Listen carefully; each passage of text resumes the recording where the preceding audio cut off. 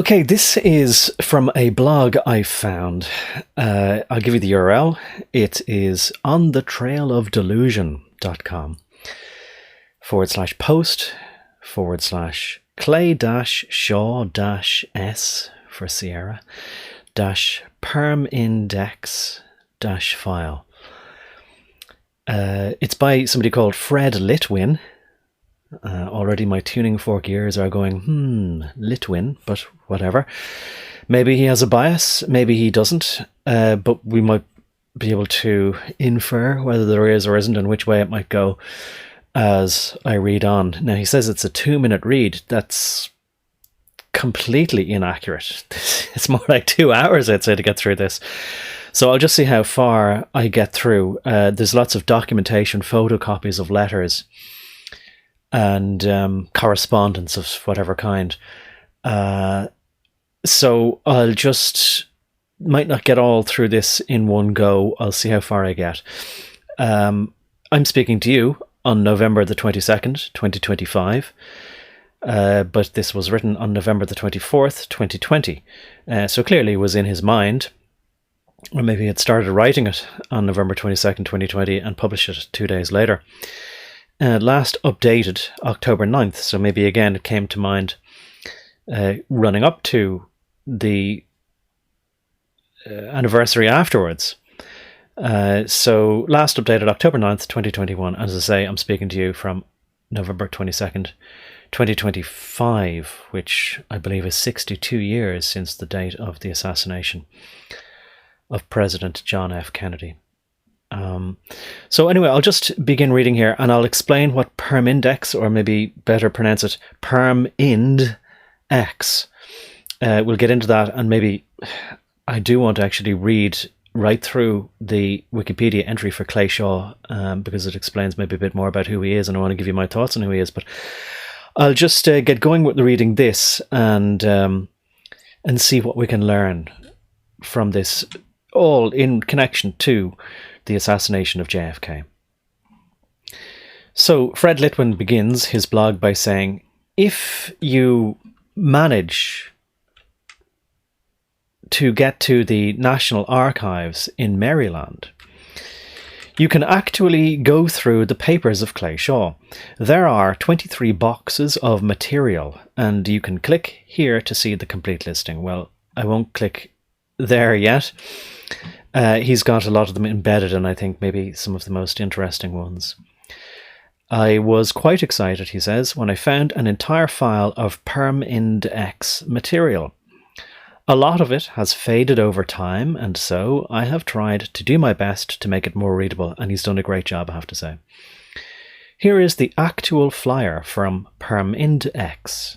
I'm trying to deliberately pronounce it like PERMINDEX, as though there are 3 distinct syllables, because they are shorthand words, as far as I remember, from Permanent Industrial Exposition, or something like exposition, exhibition maybe,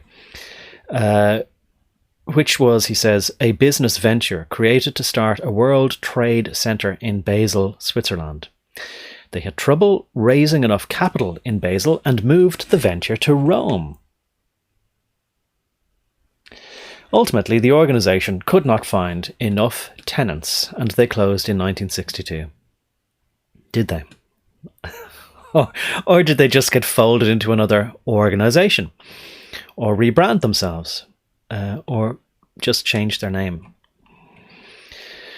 But this is fascinating, and look, I mean, I'm always taken back to a time before I was born, but seems so nostalgic to me. So this is at some time before 1962. Maybe it's the 50s. Maybe it's not the early 60s. Maybe it's the 50s. But just to see the cars there, and you know, the modern buildings, but they also look Roman, I think, as well, with all the pillars there, and straight in the center, as well as all the lampposts, right in the center there, you have a pillar or an obelisk. And it's amazing that the signs and the symbols are always there, you know. The symbology of these things.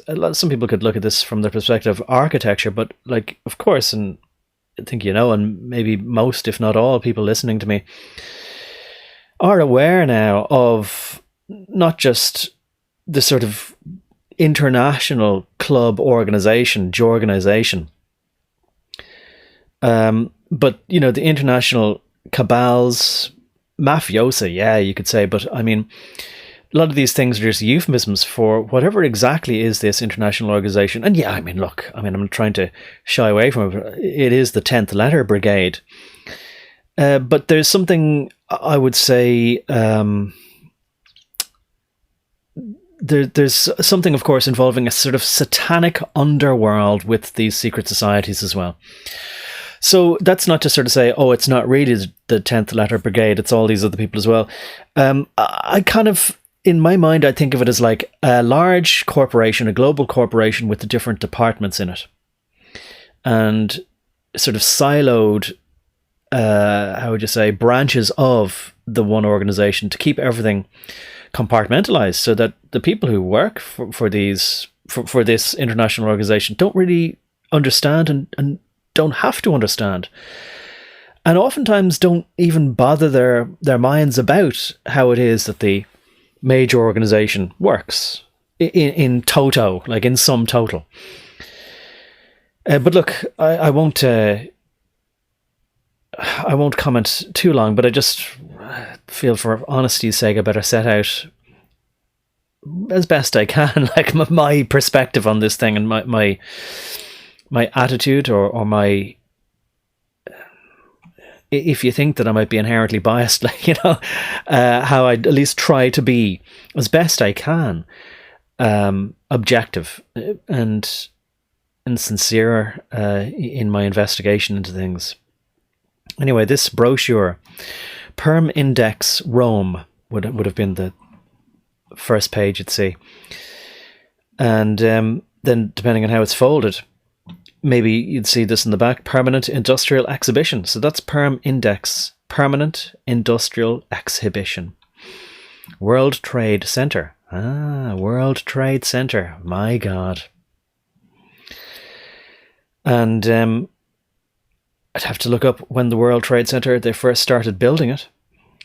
But as far as I remember, it was 33 years, almost to the day, that in prior to 2001. So then that would take you back then to something like, what would it be, 1968, I think, round then, maybe, if not exactly 1968, when they first, I don't know, broke ground to start building the World Trade Center complex, or World Trade Tower 1. So in advance and prior to, maybe by about, who knows, 8 years at least, or was it 62 to 68? So 6 years at the very least, but more than that, when they had put this brochure here, World Trade Center. And I don't think it's just a coincidence, you know. Of course, there could be World Trade Center anywhere, but and that concept or the name wouldn't have been trademarked, but it just, everything is connected. I don't think anything is a coincidence, and again, maybe I'm preaching to the choir here with that. Anyway, Palazzo, Uffici, Uffici, EUR. Is that for Europe? Rome, Italy, phone 526-451. Isn't it delightfully quaint? Only 6 numbers in a phone number then, in such a massive city as Rome. It just shows how phones were just a luxury item. Not everybody had one. Anyway, for industry selling in international market, sounds very English there, a permanent worldwide marketing facility. And then another paragraph here, or self-contained sort of block of text. For buyers, a centralized showcase. And you have the real old inverted commas there. You know, the quotes start at the above the letters, and then the close quotes end below the letters. It's curious. So for buyers, a centralized showcase presenting at all time the best products of the world's industries. So it sounds very boring, very humdrum, very so what, apart from, as I say, World Trade Center. And the sort of odd translation from presumably Italian, you might imagine Italian, into English there. It sounds like the kind of thing you'd see from Chinese or Japanese translated into English. For industry selling in international market, colon, a permanent worldwide marketing facility. And then for buyers, colon, a centralized showcase. Like why the need to put that in quotes anyway? And a dash between showcase. And that's another curious thing, actually. I did notice, even in my lifetime, so many words that, or terms or phrases that were hyphenated, then just the hyphen was dispensed with and became a single word and got added to the dictionary then. Anyway, I'm sure there's plenty more stuff to cover, so I'll press on. But showcase, presenting at all time the best products of the world's industries. So PERMINDEX, Permanent Industrial Exhibition. PERMINDEX, a new business concept, will materialize in Rome in January 1960 with the opening. All right, so it only went from 1960 to 1962. With the opening of Europe's first permanent industrial exhibition and World Trade Center. So there you have it. That tower there, that obelisk, it only lasted 2 years. Is that what we're saying? Or have I miscounted? Oh no. They closed in 62 and they said will materialize in 1960. So just 2 years. Weird. Okay, so World Trade for World Peace. World Peace. Isn't that one of the carrots that they lured us all in with? Who doesn't want world peace except a nation of cowards? Unable and unwilling to defend their nation and civilization, says I. PERMINDEX. I might just pronounce it PERMINDEX, right? Even though it's not index. PERMINDEX is organised by expert, modern methods. For the purpose, a lot of commas there where I think it's not necessary really, by expert, modern methods. For the purpose of bringing buyers and sellers together and to promote the transaction of maximum amount of business in the minimum time. PERMINDEX firmly believes that expanding world trade will pave the way toward progress, prosperity, and peace. All the things they that they promised us, of course, in the New World Order. A way for progress and prosperity. Not chaos, not the law of the jungle. I'm invoking George H.W. Bush, George Herbert Walker Bush, and his 1,000 points of light, very Masonic type of speech that he gave there. Was it at his inauguration? I can't quite remember. It was a State of the Union speech. And not gonna do it. Not challenging that. That impression that, what was it, that comedian's name, Dana? Oh, I forget now. Anyway, look, let me not get too distracted here. Prosperity and Peace, International Business Center. Dana Carvey, was it? Okay, whatever, okay. International Business Center. PERMINDEX offers a unique opportunity to world industry, a decorative showplace where the best and the latest products will be displayed permanently. For buyers, it offers a paramount market where they obtain a comparative survey of the latest trends in world production. Free competition among producers. PERMINDEX wishes to present a cross-section of the world's industrial products, exhibiting the goods by categories of products and not by country of origin. Who cares where it's made? Who cares about your own nation's self-sufficiency and ability to make the products that it wants? No. Just group them like on an Amazon listing of what you're looking for and what you want to buy because you're a consumer. You're just a member of a regional economic zone, not a member of a nation. So just shop going. So not by country of origin, only such exhibitors will be admitted who will display at all times their latest and best products for which they are prepared to accept orders for delivery within a reasonable time. All sounds pretty reasonable, doesn't it?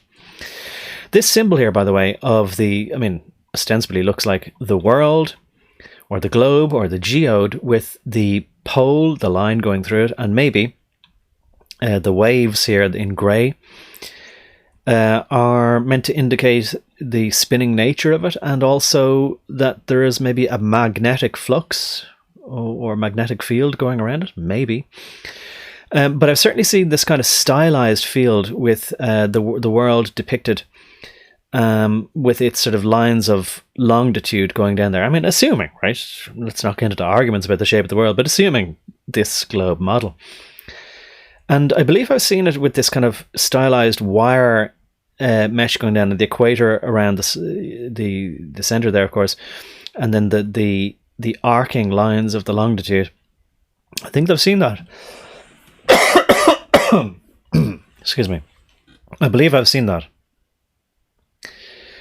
in sort of Freemasonic type statues, or statues holding the globe there on top of Masonic buildings, and also Hermes Trismegistus holding that symbol in his hands, I think, like a spinning top, or dreidel, or a compass, or a gyroscope, as though it's a play toy that he's holding the world in his hands, and is merely amused by it. Just it's sort of an entertainment type thing, a play thing.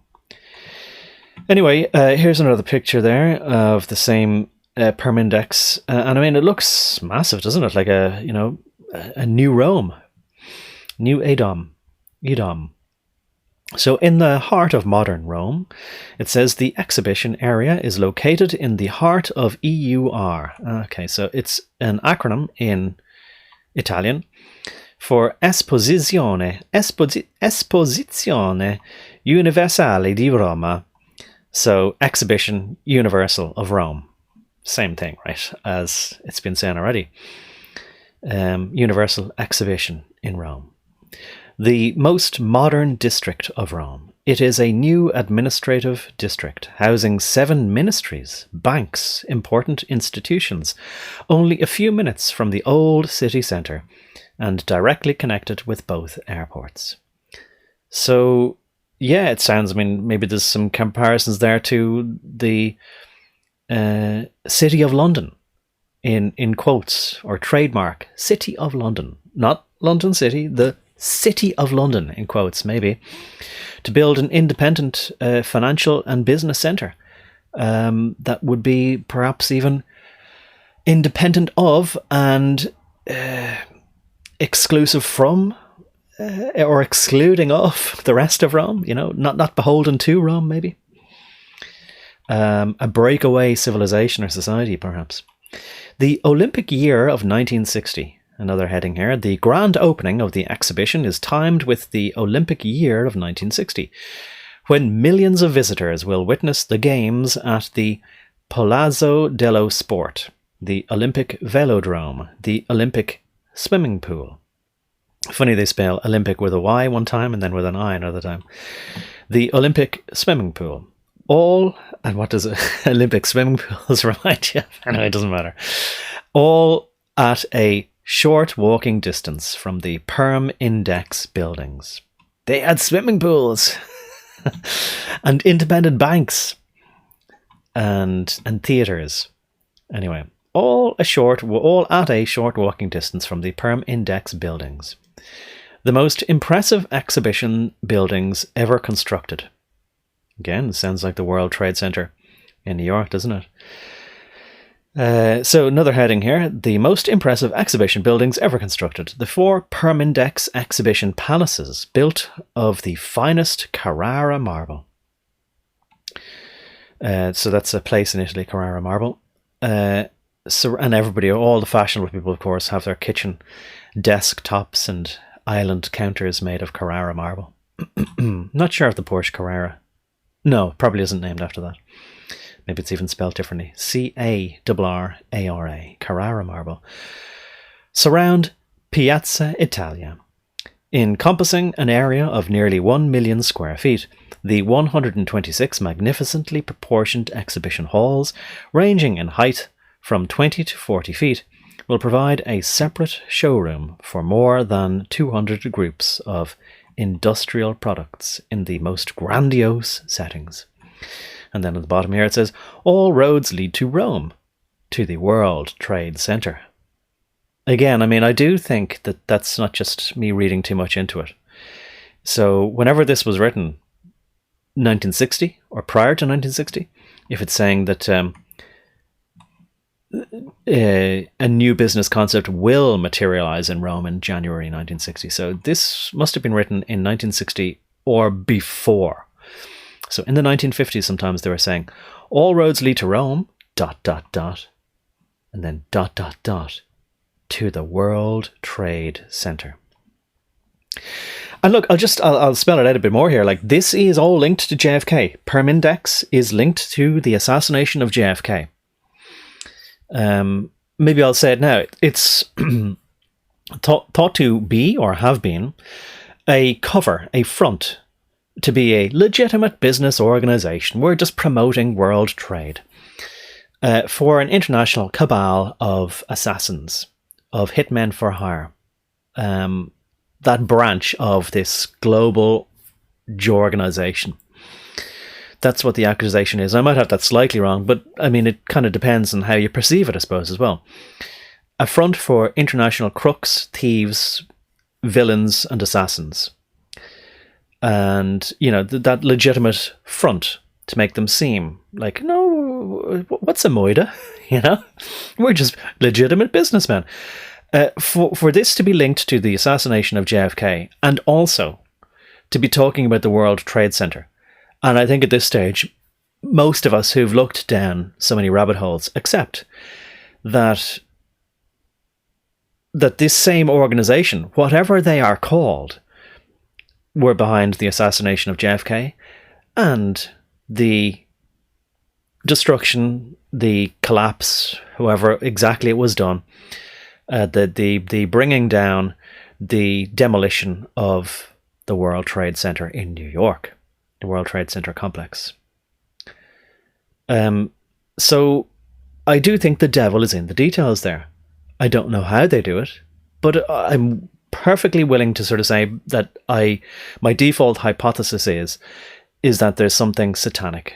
There's something that an entity like the devil, even though I'm not a particularly religious person at all, I don't like religion. I'm not an atheist though.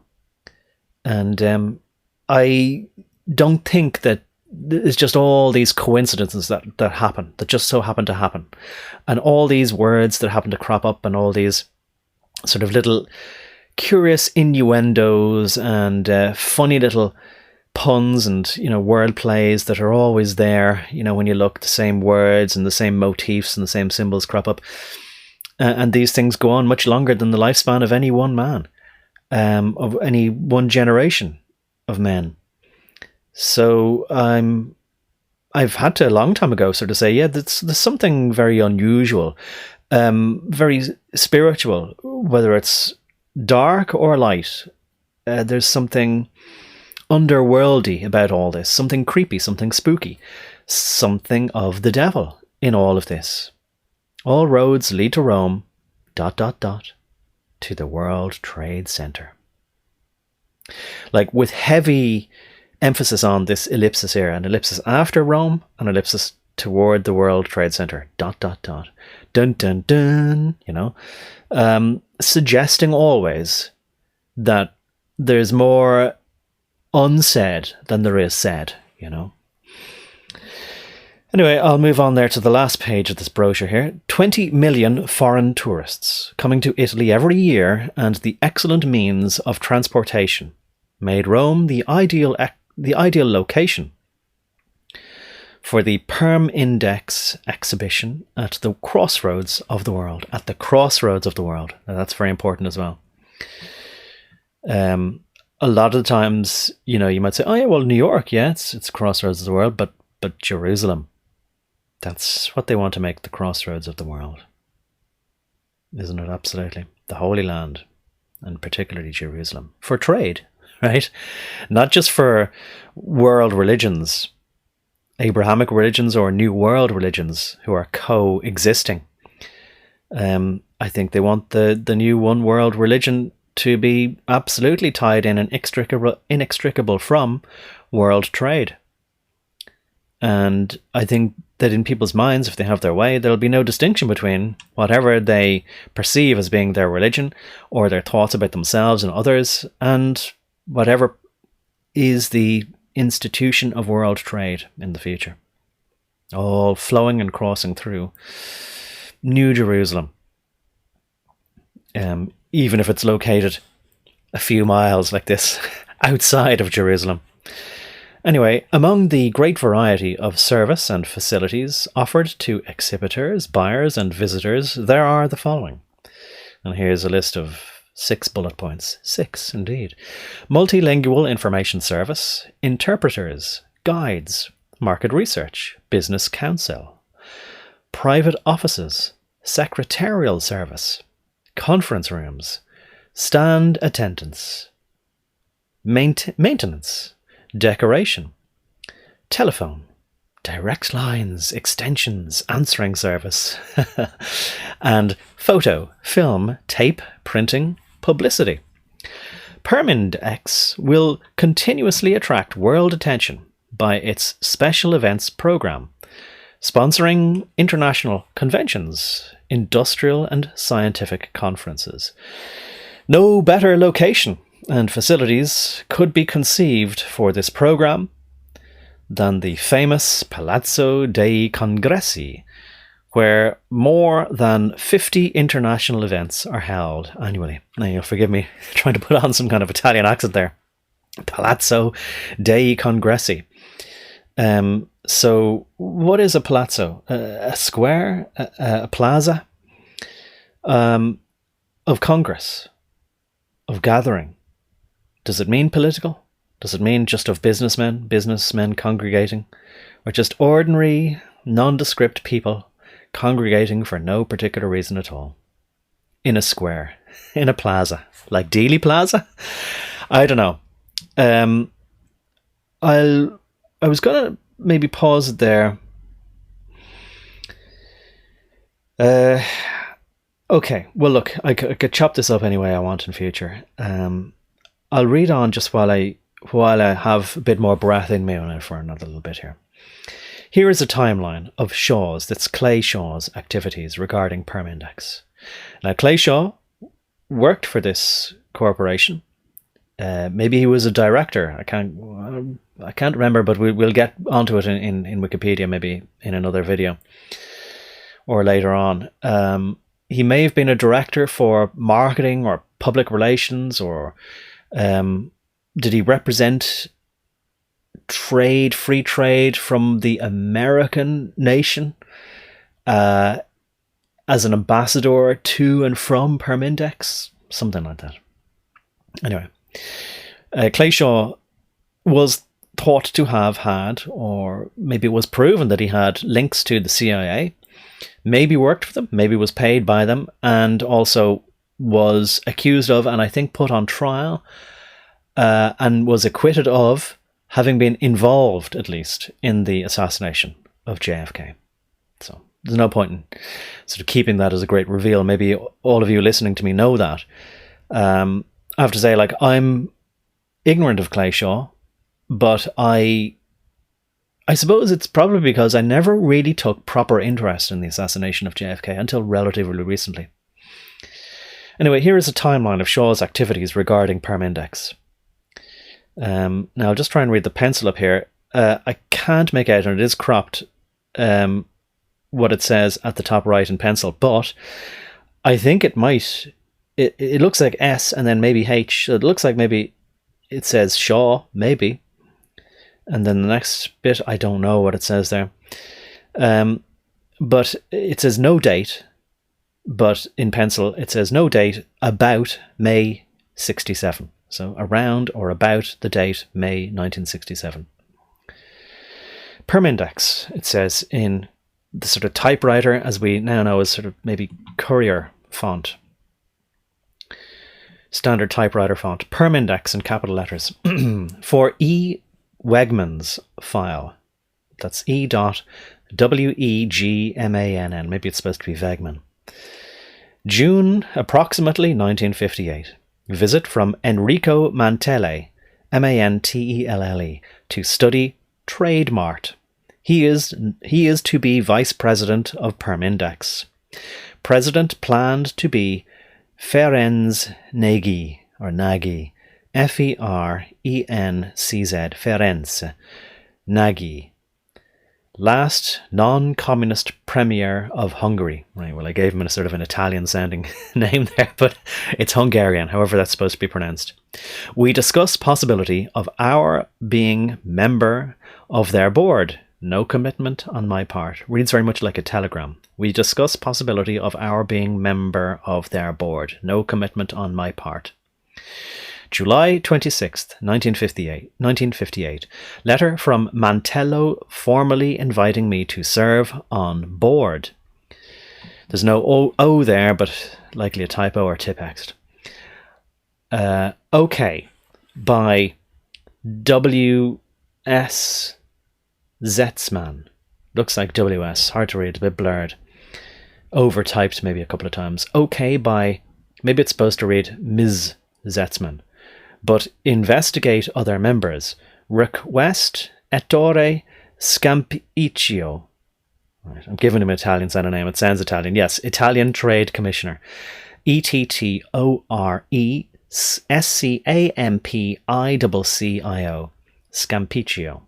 Italian Trade Commissioner in Trade Mart. To do so, it says, but to do so for me. August 7th. Oh, there's no superscript th, just August or Aug 7, 1958. Report from Scampicchio's office in Rome indicating all open and above board. All above board. August 7th, 1958.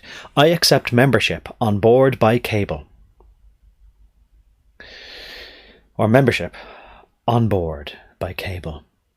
June 27th, 1960. Letter from Mantello inviting to Board of Directors meeting on July 5th, 1960. Pressure of duties here makes it impossible. Letter in March 1961 inviting me to board meeting, March 16th, 1961, unable to accept for same reasons, pressure of activities here. I wonder what he was involved in. But isn't it nice to be invited to be on the member of the board, or a member of the board of an international trade organization, and you're just, listen lads, I'm too busy, and no doubt it would involve a nice payment. Anyway, here is Clay Shaw's appointment to the board. Centro Mondiale Commercial, so World Centre Commercial, or Commercial World Centre. Society per Azioni, AZ or AZIONI, Cap Sociale.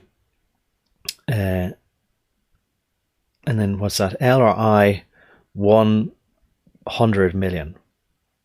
Or is that lira, 100 million? I don't know. Sede in Rome. Seat in Rome, or situated in Rome. Anyway. Mr. Clayshaw, Managing Director, International Trade Mart, New Orleans, Louisiana. And the date is July 26th, 1958. Roma, Piazza Pasquale Paoli. Pasquale Paoli.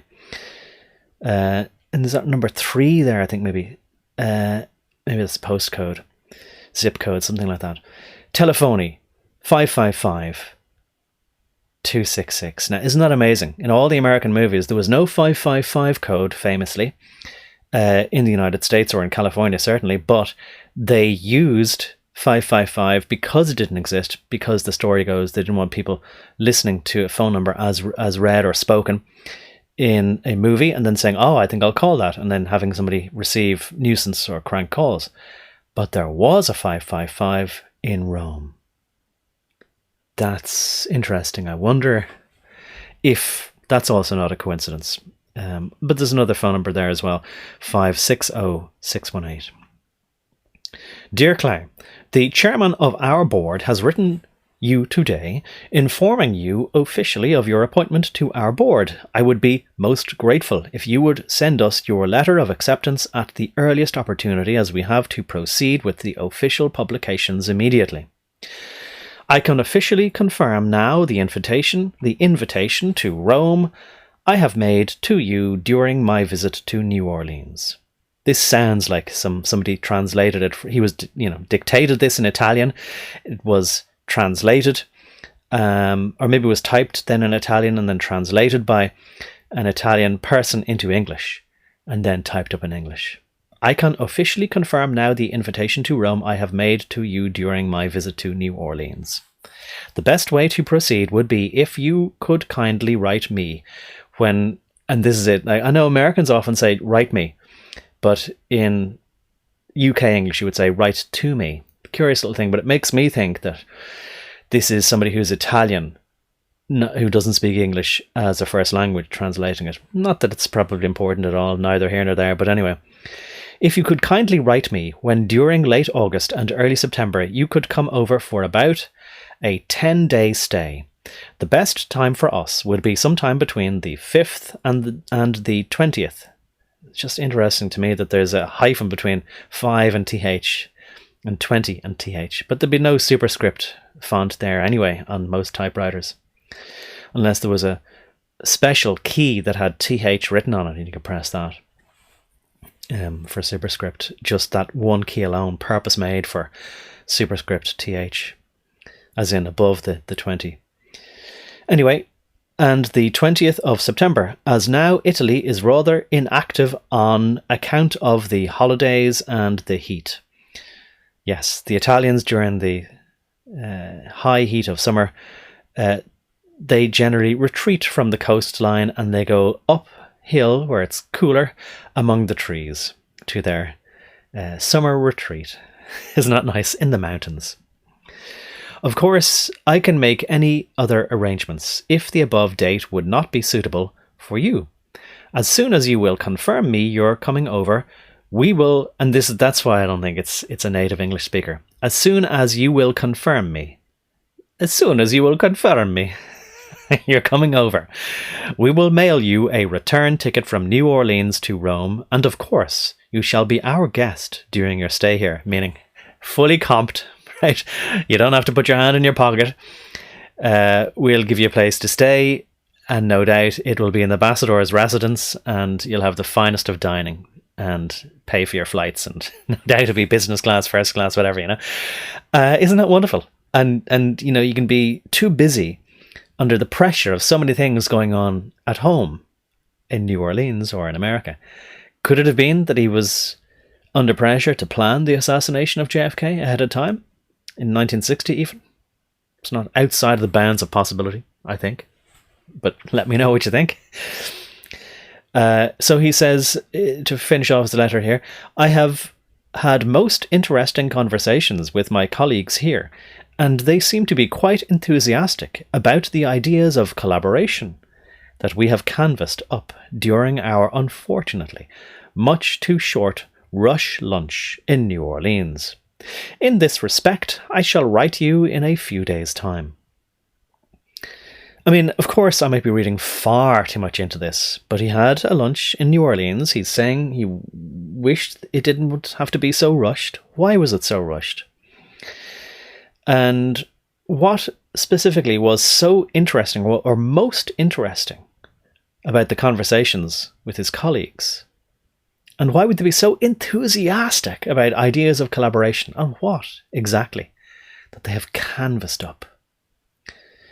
It just sounds, and the way in the movies as well, it's very much a sort of a caricature of a character, a trope even of an Italian man, with saying things so kindly and sweetly, and so formally as well, canvassed up during our unfortunately much too rush to lunch in New Orleans. Unfortunately, I always think like that there's that veiled threat in the sort of overly pleasant and polite demeanour that they give you. You know the one I'm talking about in the movies, like, oh, we shall hope that you don't have an unfortunate accident, That's what I think. But I think the language here is meant to be, completely sort of plausible deniability. No, we're just having a totally boring business conversation. Of course we use emphatic language. It's just because this is the language of diplomacy, Mr. Ambassador. I'm thinking now of Henry Kissinger, but I can't do his accent. Can't do any accent, to be honest. And I think you know that. Anyway, looking forward to hear from you soon. Kindest regards, Enrico A. Mantello. Enrico A. Mantello. Legitimate businessman. Maybe I'll read on while I still have breath in me. Here is that letter from the chairman of the board. Centro Mondiale Commerciale. I'm stopping. I'll try and stop. I'm sure it's annoying. Sede in Roma. Rome, July 26th, 1958. Piazza Pasquale Paoli. And telephone, etc. 555 and so on. Mr. Clayshaw, Managing Director, International Trade Mart, New Orleans, Louisiana. Which, New Orleans, by the way, and I'll better say this, maybe you've seen one or two of my videos that I did on King Kill 33 before.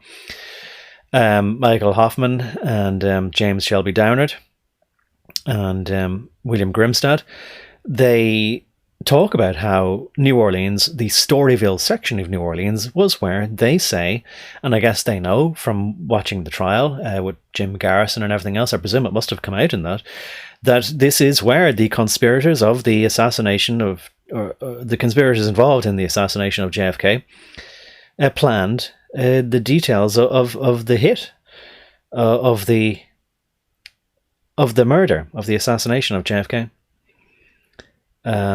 The contract on his killing, the Storyville section of New Orleans. So that's where they would write to Mr. Clayshaw. New Orleans, I wonder, was he near Storyville? New Orleans, Louisiana. Dear Mr. Shaw, we take pleasure in informing you that the General Assembly of our company at the meeting of July 24th, 1958, has elected you unanimously to our board of directors. Isn't that nice? With your kind self, the board of directors is now composed of the following other gentlemen. Dr. Carlo D'Amelio, D apostrophe Amelio, and Carlo with a C. Chairman of the board of directors, Rome. The Honourable Dr. Corrado Bonfantini. That's Corrado with a C, Corrado, Bonfantini, Dr. Corrado Bonfantini. Torino. That's Turin. Pretty sure, anyway.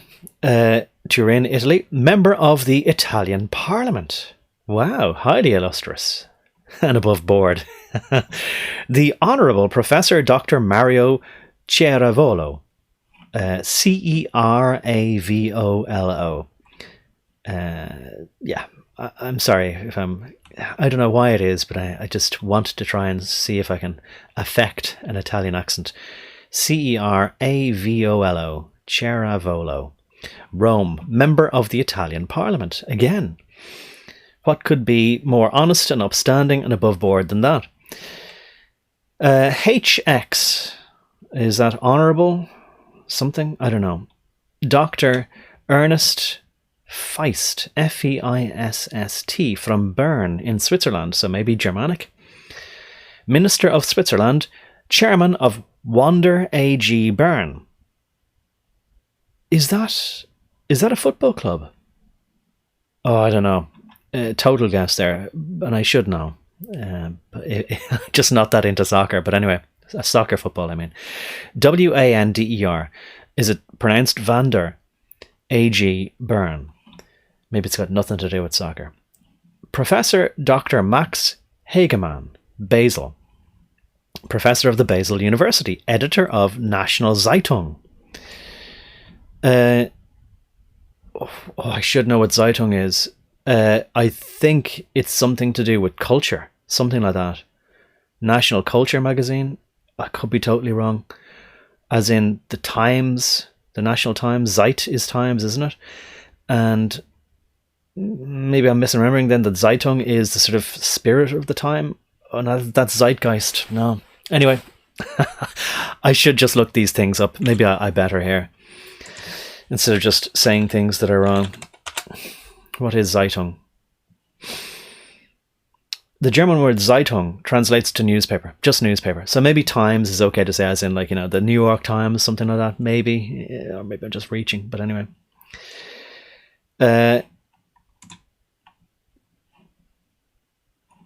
Yeah, so originally it meant tidings or news. Okay, so fair enough. So it's a newspaper. Well, I'm there. Better look up Wander AG Rome just to see how wrong I was that as well. Sorry, not Rome.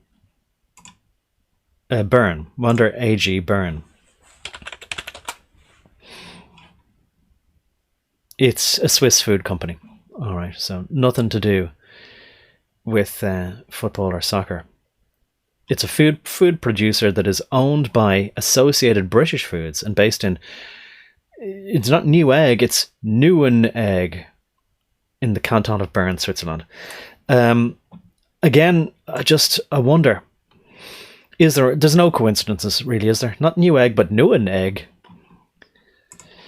Right, on to the next guy anyway. HX, whatever HX means, maybe I better look that up. What does H stand for?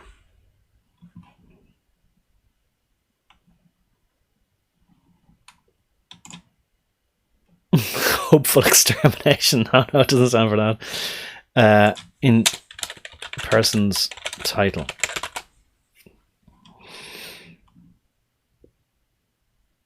His Excellency. Okay, very good. Duh.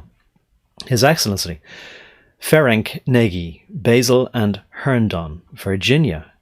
Okay, former Prime Minister of Hungary, Chairman of PERMINDEX Basel. Professor Dr. Edgar Salin, Salin, Basel, Dean of the Economics Faculty, University of Basel. Well, I mean, again, totally sounds above board. Why would a university professor of economics be crooked or dishonest in any way? Mr. Hans Seligman. That rings a bell, Mr. Hans Seligman. And my tuning fork ears when I hear Seligman. From Zurich, Basel. Is that Zurich? S-C-H-U-R-C-H. Let me just look that up. S-C-H-U-R-C-H. It comes up as church. St. Patrick's Cathedral. But maybe that's what its original name is, but...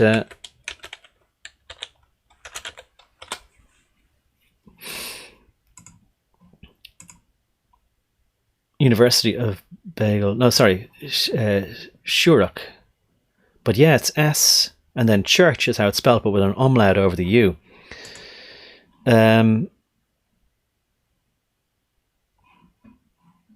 Yeah, I don't know. I'm not really I guess I'm not searching for it in the right way.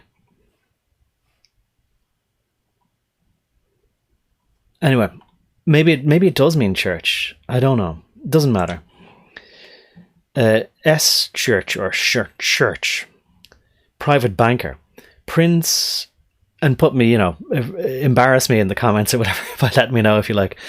Prince Gutierrez di Spadafora, Rome, Secretary General. Mr. Enrico A. Mantello, Rome, Managing Director. Please turn over, it says. Okay.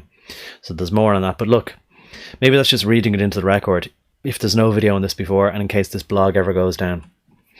Here is a telegram from Clay Shaw accepting membership in the board of directors. So it says, to all the world, to ships at sea. It's in faint writing at the top as part of the template or header or mastiff on this. And that must be the motto of RCA, the Radio Company of America, was it? Forgive my ignorance. Radio Corporation of America, maybe. Fast and direct, a radiogram. So maybe that was something that people all over the world saw for years, decades maybe. And it just became part of, everyday life. To all the world, to ships at sea. And maybe people were amazed at their sort of, I suppose, version of international communications. their version of the internet. Could send a message anywhere, even to somebody on a ship at sea, which is mind-blowing, really. Totally wireless. Couldn't get more wireless than that. Maybe, in the same way we'd be amazed you could just go online and pay for Wi-Fi on a plane, especially if you can do it when you're flying over the Atlantic, Anyway, class of service and all that there, full rate, letter, telegram is got XX here. Right. All that header there, but date August 7th, 1958. It says International Trade Mart, Exhibition Office, 124 Camp Street. So maybe that's what was written up there above there before. Not Clay, but Camp Street. Maybe that's what it was. Room M14 to Enrico Mantello, Centro Mondiale Commerciale, Piazza Italia, EUR Rome. Maybe that was the acronym, even though it's not all in capitals there. Italy.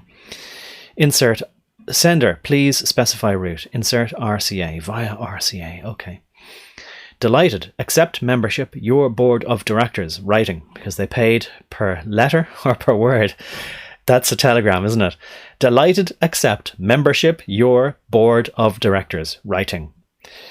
Clay Shaw. Maybe writing meant I'll send a letter that will go by snail mail sort of thing, whereas the telegram was more instant. Via RCA, letter, telegram. RCA, the Radio Corporation of America. And people in Italy would go, oh my God, we got a telegram from America. Yeah, I do like that as well. I find it very interesting, even if, superficially, it's all humdrum and boring. Shaw asked the Italian Trade Commissioner to report back on the CMC. The Italian Trade Commissioner, New Orleans 12. So maybe that's again another zip code or postal district. Louisiana, 7th August 1958. 131 International Trade Mart, Camp and Common Streets. Maybe that was it. Camp and Common Streets. Telephone Jackson 59355. It looks like, or maybe it's 9366. Cable address Ital Trade. PROT 2794, whatever that means. It's not immediately obvious what PROT stands for. Mr. Clay Shaw, Director, International Trade Mart, New Orleans, Louisiana. Dear Clay, I take pleasure in sending along herewith a preliminary report on the Centro Mondiale Commerciale of Rome. Kindest regards, sincerely, Ettore Scampiccio. Scampiccio, what a scamp. Italian Trade Commissioner. Here is that report. It's a bit blurry now, but I think I can read it okay. Centro Mondiale Commerciale, the CMC, via Pasquale Paoli, 3. Roma, Italy, or Roma, Italia, 18th of July 1958. Company incorporated by act of very famous Notary Napoleons on April 22nd, 1958. 422. Not 1122, but 422. Neither 322 either, the Bonesman Day. Okay, but I'm always looking to see what the dates might mean. April 22nd, 1958. To run through June 30th, 2000. They were looking that far ahead, even though they claim it only lasted till 1962. Company incorporated by act of very famous Notary Napoleons on April 22nd, 1958, to run through June 30th, 2000, with initial capital of 1 million lira. Well, I don't know how much that was back in 1958, but I remember sometimes when we would visit Italy, if we were lucky for our summer holidays, in the 1980s, that even then they used to joke, any of Italian friends that my parents might have had, they'd all joke that everybody in Italy who has a job anyway is a millionaire, because a million, 1,000 lira, I think, might have been something like equivalent to one either British or Irish pound at the time. So that means that what is it? What is a million? 1,000,000? I think so. So I was like confused about these things, even though they're very simple, just under the pressure of recording. So if I'm right, 6 zeros, 1,000, 1,000 is a million. So that means, if you had £1,000 and convert that into lira, you're a millionaire in lira in the 80s.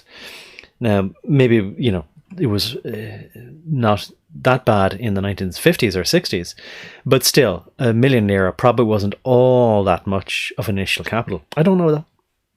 So initial capital of 1 million lira raised to 100 million lira. Okay, so they're starting off small and raising it to 100 million lira by May 30th, 1958. Okay.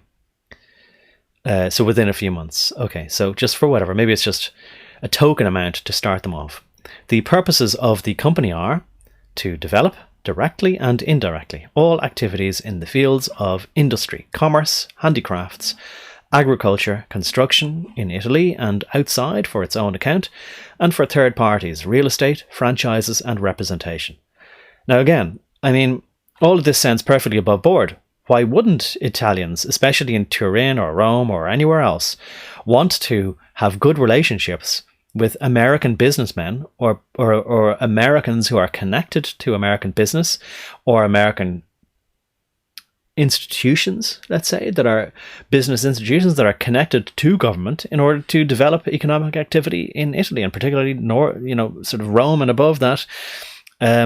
That was the sort of economic powerhouse of Italy anyway. And after the war, so we're told in Norman history, that Italy had to rebuild its economy again and build small cars and Lampretta and Vespa scooters and this sort of stuff, because people couldn't afford big engines. They had to make do with, small, not even 4-cylinder, 3-cylinder, two-cylinder engines, 1-cylinder engines maybe. 2-stroke engines, all this sort of stuff, very small capacity. So it all fits into what we know as Norman history from 1946 or whatever, 5 onwards, through the 50s and on into the 60s. Yeah, it all sounds totally legitimate and plausible. So it does seem fantastical. And you would be called crazy if you went, I think these guys are just a front for international criminals and assassins and thieves who are trying to take over the world. But I mean, I suppose, why not both kind of thing, Why not do some legitimate business and use the profits for their real love, which is taking over the world and having maybe not Rome, as I say, but Jerusalem, ultimately. Even if these people don't understand that. Maybe these people think it will be Rome as the crossroads of the world, economically and everywhere else.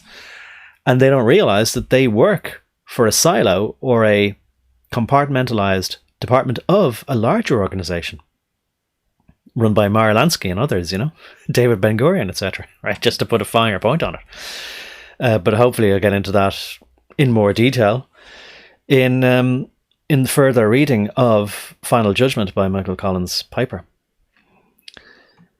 And while I'm just pausing again, I'd better look up to see what is 1 million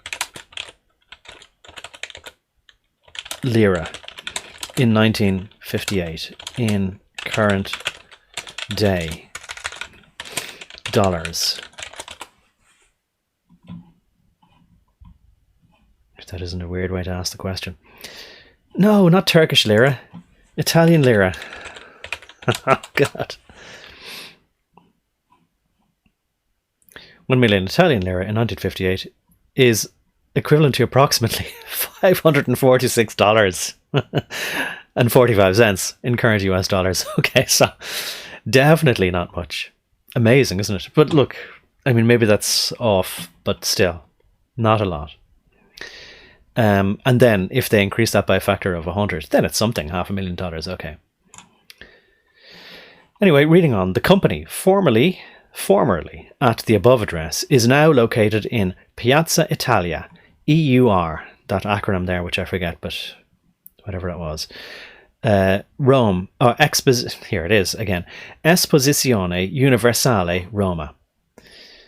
A site similar to that of the State Fair of Texas grounds in Dallas. Okay. Again, I mean, specifically mentioning, Texas, Dallas. I know that you might go, but no, they're just mentioning a state fair that happens to be in Texas, Dallas. And I wonder how far that is from Dealey Plaza or Elm Street. I wonder, like, let me know if you would kind of go, oh no, definitely, I think that's not a coincidence. They just happen to say, oh, it's similar to Dallas, Texas, or if it's just a total coincidence. They're just giving an example of another world exhibition place. Anyway, it is affiliated with PERMINDEX of Bern, Switzerland, with which it works in very close cooperation. Okay. The president is the lawyer, Carlo D'Amelio. Chairman of the board is Enrico Mantello. I think that might be a typo there with the EI, but anyway, maybe it's Mantello or Manteilo. Comptroller is Vitale Etalberto, Etalberto. Auditors, Franco Agnesi, Agnesi, Agnesi, and Pianzola, Pianzola or Zola, Pianzola Carlo. Assistant auditors, Luigi Emilio and Ranucci Franco, Ranucci, Ranucci Franco, and Luigi Emilio. Lovely Italian names, aren't they? Although Franco, I guess, refers to somebody actually from France or from Germany, maybe. From the Frankfurt or that area, Frankish area. The president, attorney, and there's two Frankfurts, by the way. I didn't learn that until I spent some time in Frankfurt am Main. I was going, why are you saying am Main? They're going, oh, to distinguish from the other Frankfurt. I was going, okay. I never knew that for so long of my life, so I'm passing it on to you in case you didn't know. The president, but it could be just me that was ignorant. The president, attorney Carlo D'Amelio, was born in Naples in 1922, married with children, owns his apartment at Via Pasquale Paoli 3. Okay. Well known and highly esteemed in the Roman courts. Can practice before the superior courts and maintains his own law offices. Sounds like such a steady pair of hands. He is also or a safe pair of hands. He is also president of Compagnia Generali Motori. Right, well, I suppose that's Italian General Motors, or the equivalent thereof, if not actually literally just a branch of General Motors in Italy. Established in 1929 with capital of 200,000 lira to extend through 1960. It's funny, isn't it, that they start off a company and they have a wind down date 31 years into the future. This company owns garages and handles machinery, is located at Via Gregorio, VII or 729 Rome. So some postcode zip code thing there as well. Mr. D'Amelio is also president of the, and this is crossed out or blurred or gone over a few times, but it looks like maybe Finanziarin, if that's an F. Finanziarin. Magliana Company. Magliana, which owns land in Magliana, a suburb of Rome. Okay. He is publisher and editor of the law journal Giustizia Amministrativa. Giustizia Amministrativa. Administrativa. He has ample means. And sorry, by the way, if this is laborious spelling everything out, but I guess I'm just thinking of the record and putting it onto a video for permanent record in case this blog ever goes somewhere. Or if the archive itself ever goes off the net, at least there'll be some record on video. Since this company is so recently incorporated, it would be difficult to express, he says, any ideas of its future activities. I see. So you set up a company, but you don't know what it'll do in the future. Submitted with no guarantee or responsibility. Okay, that's a sort of a caveat and a cover your arse type statement at the end. Interesting. Here is a letter from a friend of Clay Shaw about working for PERMINDEX, or PERMINDEX. 130 East is at 70th Street, New York City, 21. It's funny, these old zip codes, isn't it? Or just postal districts, maybe. District is probably better. Can't quite make that out there. Is that LE54970? 14th of April, 1959. Dear Clay, forgive this out-of-the-blue approach, but it's business and I need some information. I have been approached as a public relations counsellor to do some work for the PERMINDEX organisation. This because I have spent the 7 years from 1950 to 57 in Italy, where for the part of the time I wasn't working for the New York Times, I worked as public relations counsel for Confindustria, that's CONFINDUSTRIA, the Italian counterpart of our National Association of Manufacturers. Precisely, before I involve myself, I need to know, do you think PERMINDEX will work against the heavy weight and importance of the Milan Fair? Do you know Evelyn Silver, and what do you think of her? Wow. Well, look, if anybody knows who Evelyn Silver is, but my tuning fork ears want to hear Silverman, right? Or just Silver.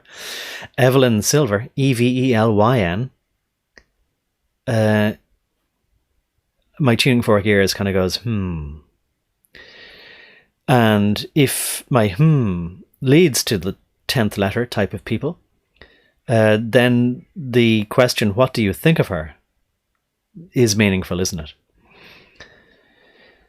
I wonder, does anybody know who she is? Let me know if you know.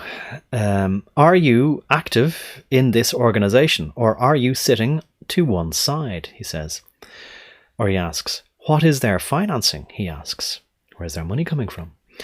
I realise one might write a tome to answer these far-flung questions, and so I suggest, if you have the time, that you telephone me at... Yeah, Suzanne, don't put this in writing. Just call me, hopefully on a secure line, maybe. That you telephone me at is that how, or Lehigh? It's Lehigh, I think. Lehigh, I think. Isn't that an area? Not a district, some kind of area in New York State, maybe? Outside of New York City. Lehigh, 54970. Oh, maybe it's not just an area outside of New York. Maybe it's a sort of a conurbation or a geographical area encompassing some group of towns or even cities in the northeast, I think, of the USA. But anyway, you can let me know.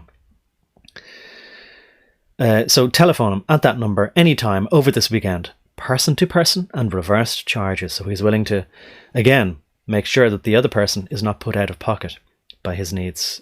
I do like, actually, the sort of, I don't know, formal politeness in the way people conducted themselves. It's long gone, isn't it?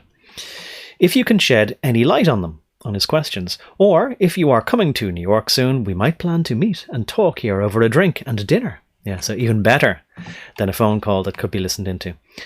A number of my business friends are interested, as is my husband, who is, and it's P-R. Okay, so PR, right? Small letters P-R. I presume nowadays we'd write it as capital letters, PR Director, Public Relations, for Pfizer International. Ho, really? So, Anne Wolfe Carnahan. And when I see Wolf in the name, okay, could be German, but maybe not. My tuning fork ears are kind of going, Carn. Is it C-A-R-N Shan? I think it's S-H-A-N. Not Carnahan, but Carn Shan. I'm just wondering.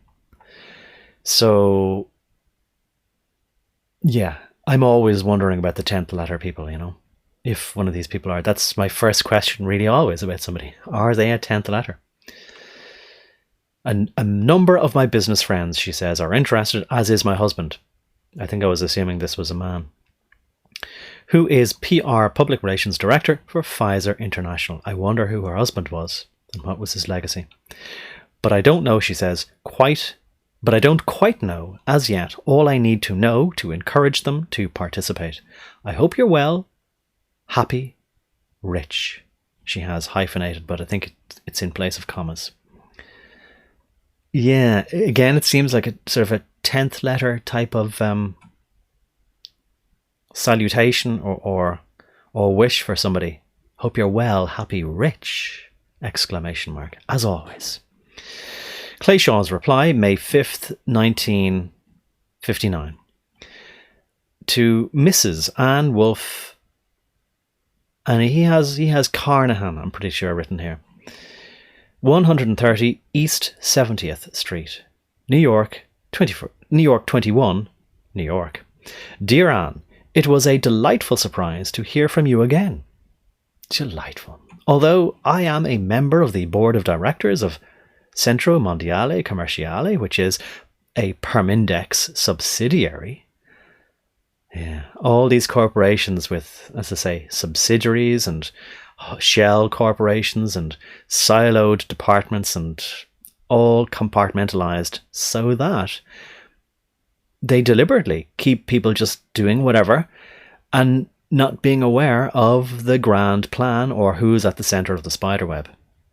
But anyway, he says, although I'm a member of the board of directors of Centro Mondiale Commerciale, which is a PERMINDEX subsidiary, I am afraid I don't know too much about them.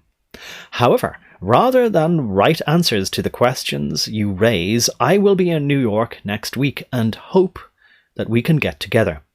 I shall be staying at the Waldorf Monday, May 11th through the 16th, and will call you on Monday when I arrive. It will be wonderful to see you again and to catch up on all the years between. As for me, I am well enough and reasonably happy, but alas! Exclamation mark, riches seem to elude my grasp.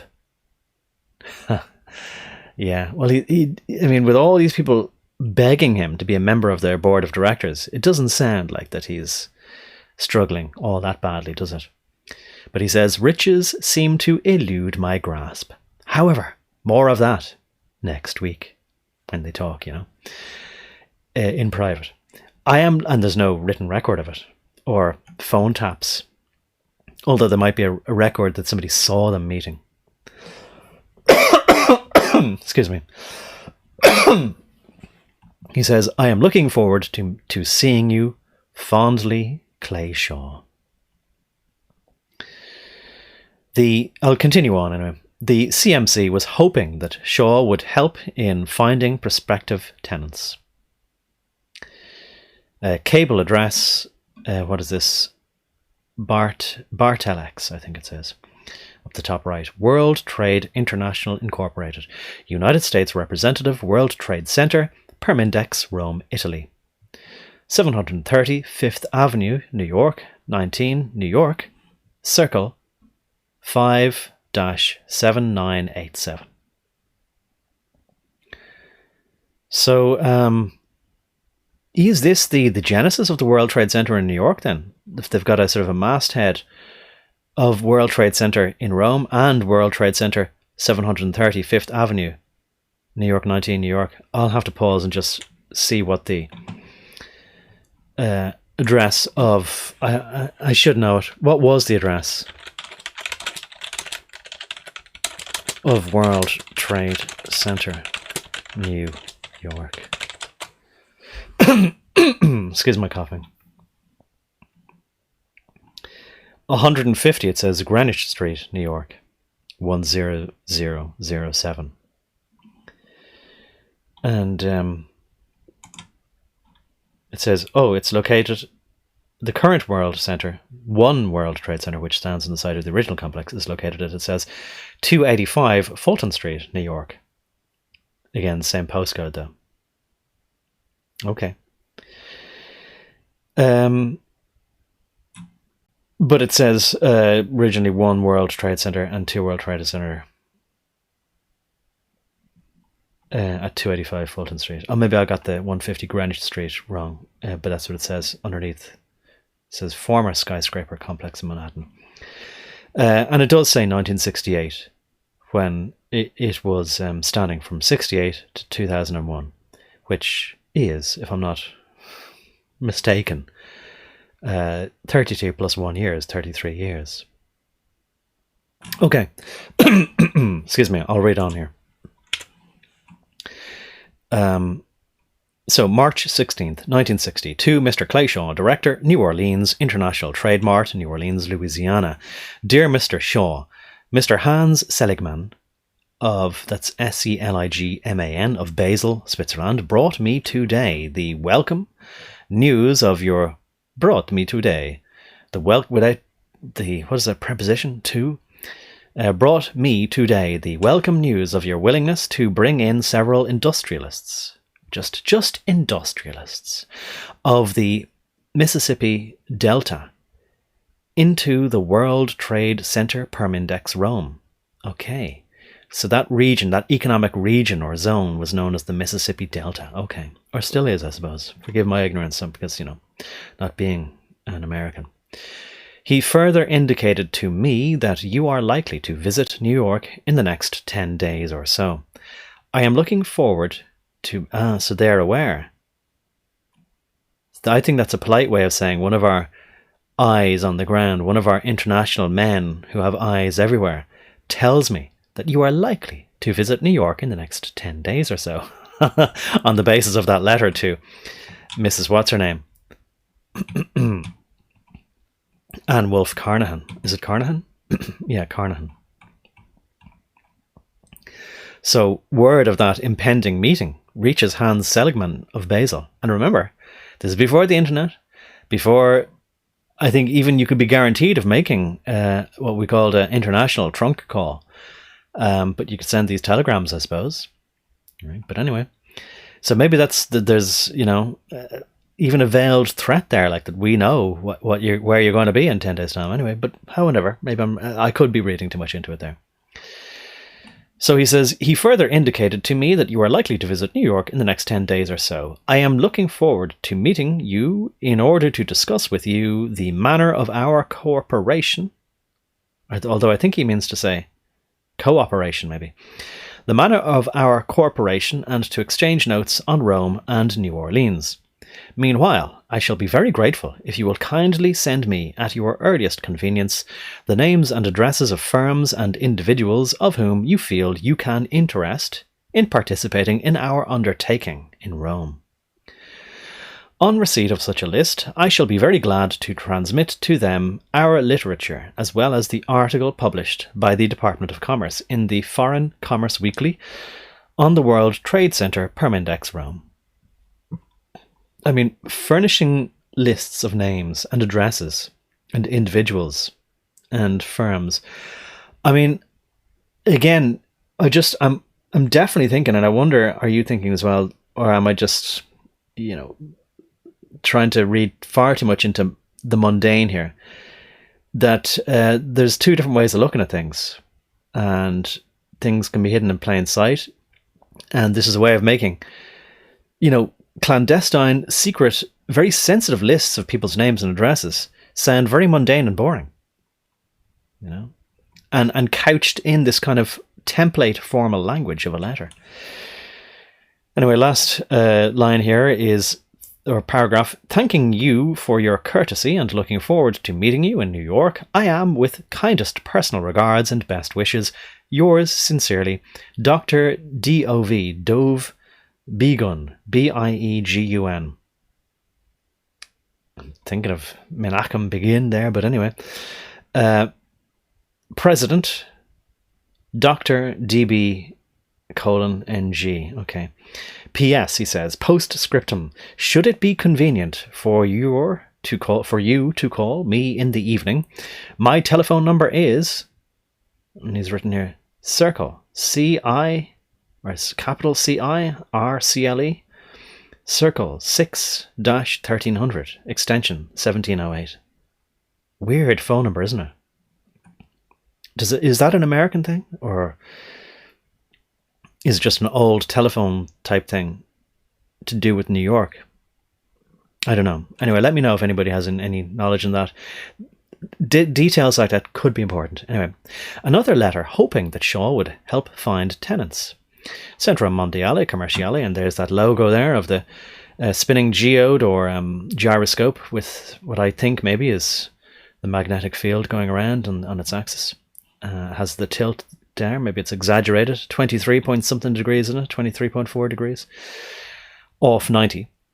World Trade Center. Centro Mondiale Commerciale Internazionale Randell Centrum. Randall's Center, I suppose. Okay. Roma. Palazzo degli Uffici. And the rest is a bit blurred there, but it's just telephone numbers 56, 54, 64, something like that. I don't know. Anyway, PERMINDEX Rome. Rome, May 31st, 1960. HH/EB. And secretaries used to do this. It would be coming from, I think, somebody from HH and then typed by EB, or the other way around. His personal secretary would be EB, I guess. Does that be right here? Oh, no, it's Enrico A. Mantello. So I don't know, right? But that's what I learned that I was anyway at some stage. Not that it matters particularly. Okay, Mr. Clay Shaw, International Trade Mart, New Orleans, Louisiana. Dear Mr. Shaw, we refer to your recent conversation with Mr. Hars Seligman Schurch. Okay, also his name was Seligman Schurch with a umlaut over the U. Any German speakers, let me know what that means, that word. Church with the umlaut over the U. From which we understand that you indicated to Mr. Seligman that the possibility of some of the firms which rent space at the New Orleans International Trade Mart participating at the World Trade Center. We should very much appreciate hearing from you regarding this matter at your earliest convenience, as our opening is very near and we should like to increase participation of American firms at the World Trade Center. Incidentally, from our point of view, there would be no objection to our paying either directly to your good self or to anyone to whom you might delegate the responsibility for soliciting such firms, or to the New Orleans International Trade Mart itself, inasmuch as you are a member of our board and therefore there will be no conflict of interest with any contractual obligations to our agents. Naturally, we will give all possible support, including the mailing of letters, brochures, etc. from Rome. As you probably know, we also have a short film on the World Trade Center with commentary in English. Looking forward to hearing from you very soon. We remain, dear Mr. Shaw, very truly yours, World Trade Center, the Managing Director, with kindest regards. He's written in script there. Now, does that look like E. Mantello? Kinda doesn't. It looks more like G something, anyway. But below it, it's Enrico A. Mantello.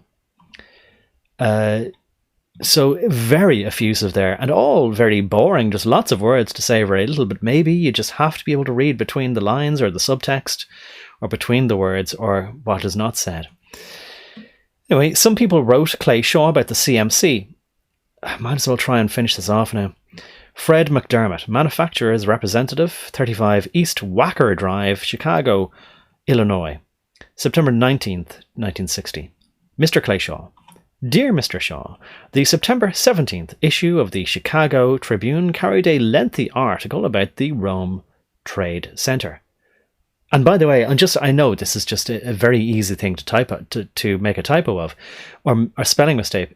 Lenghty, Lenghty.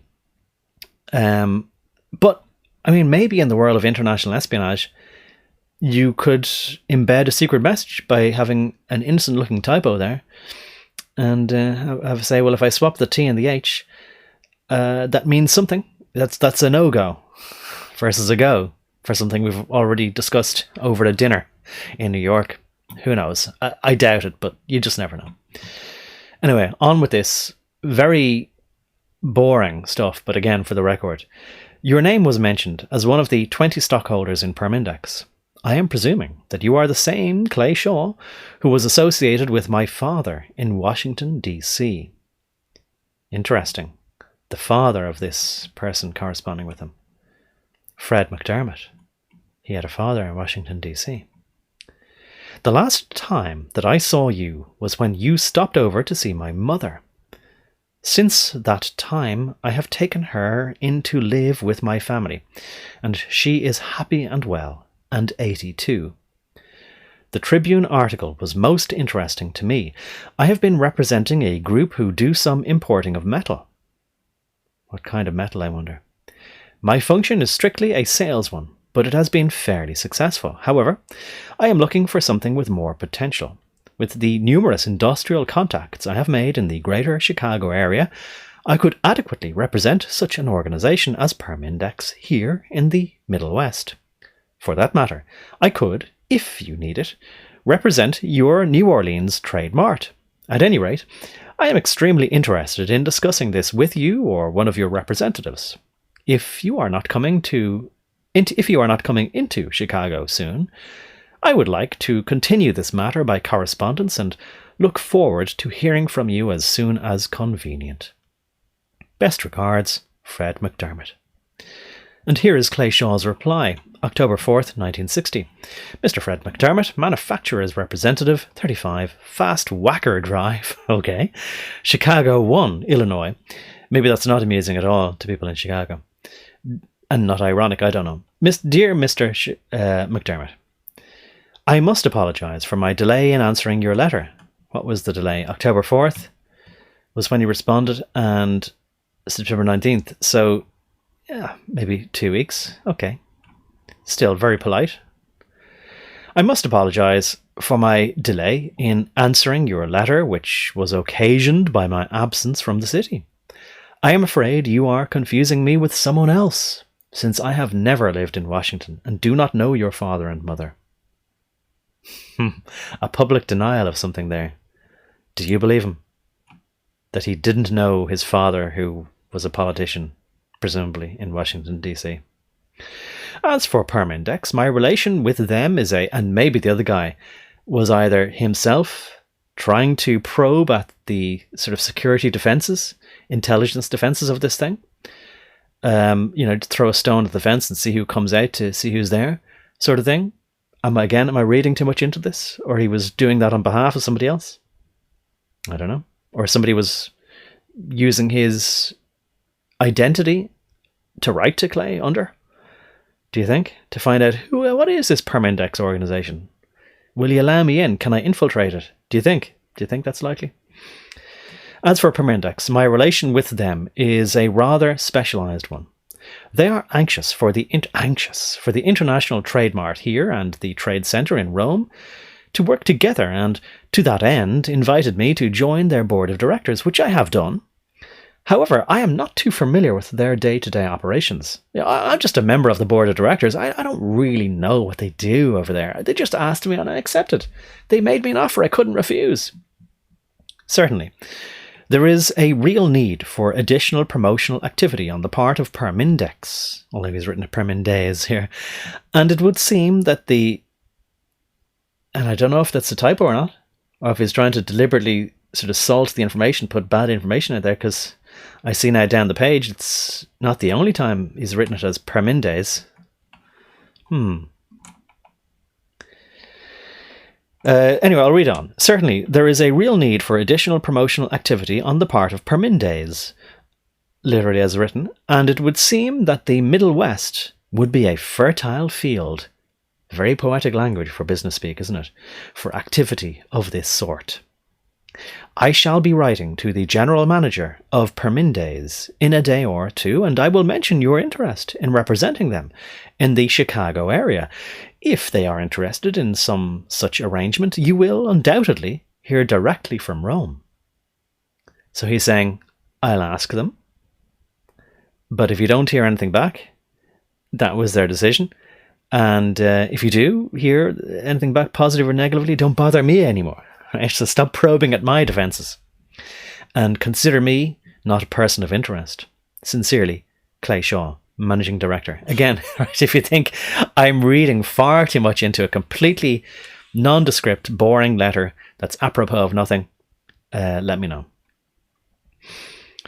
So the two letters here are CSGM. So Clay Shaw, and then GM, I think, is the letters of whoever typed this up for him, personal secretary or whatever.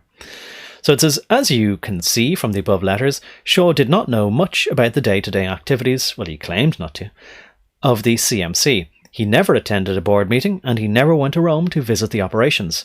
All in all, says this author, a pretty boring story. So again, if this guy, Letvin, is putting up this blog to sort of say, here's everything that's in this file, there's nothing of interest there, nothing to see here. Is he telling us what our conclusion should be so that we go, oh yeah, it's just totally boring. There's absolutely nothing to see here. Or am I insisting on trying to say that there is and saying something, a pattern in the clouds that simply isn't there?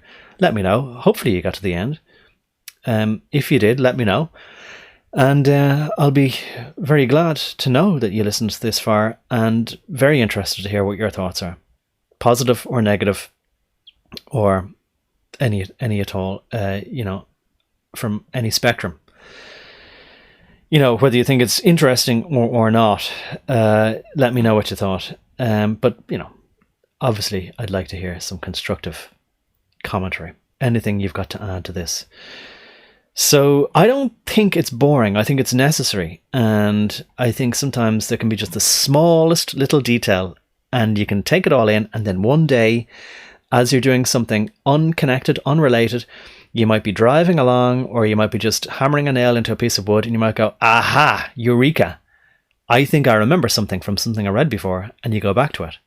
And that was exactly how Michael Collins Piper got the inspiration to write his book about the assassination of JFK. It was a sort of almost a throwaway comment they read in, I think it was a 10th Letter Brigade's guy's book, where he said, there's something to that. And it was to do with the Meyer-Lansky connection, I think.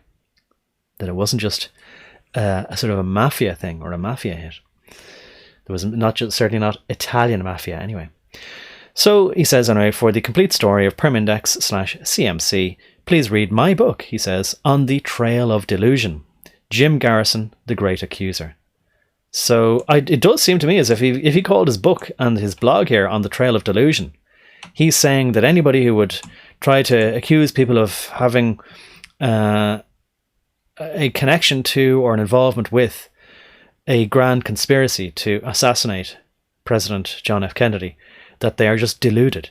Well, if that really is what he's saying here, if I'm interpreting what he's saying and what he's titling his blog and book here correctly, then I think we might be reading the blog of a not exactly disinformation agent, but somebody who wants you to say, look at it and kind of go, oh yeah, there's nothing to see. It's just totally boring. We'll just move on. It wasn't a conspiracy. It was just a series of totally random, unconnected events. And everybody's innocent. And anybody who was guilty is dead or long gone now.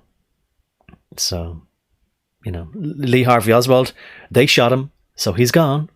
Or as Bill Gates might say, Jeffrey Epstein, well, he's dead now, so, I guess we can forget about that, or whatever it was he said, like, let's just move on, nothing to see here.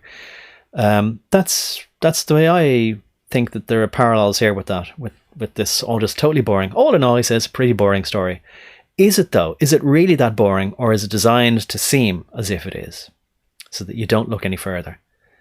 I think that's the thing. Make it seem as if there's nothing to see, and that you'll say, oh yeah, well, I won't bother continuing to probe at this exterior shell, or at their sort of hidden plain sight security. Right, I'll leave it at that, but there's tons more to this. Cheers for listening. Bye for now.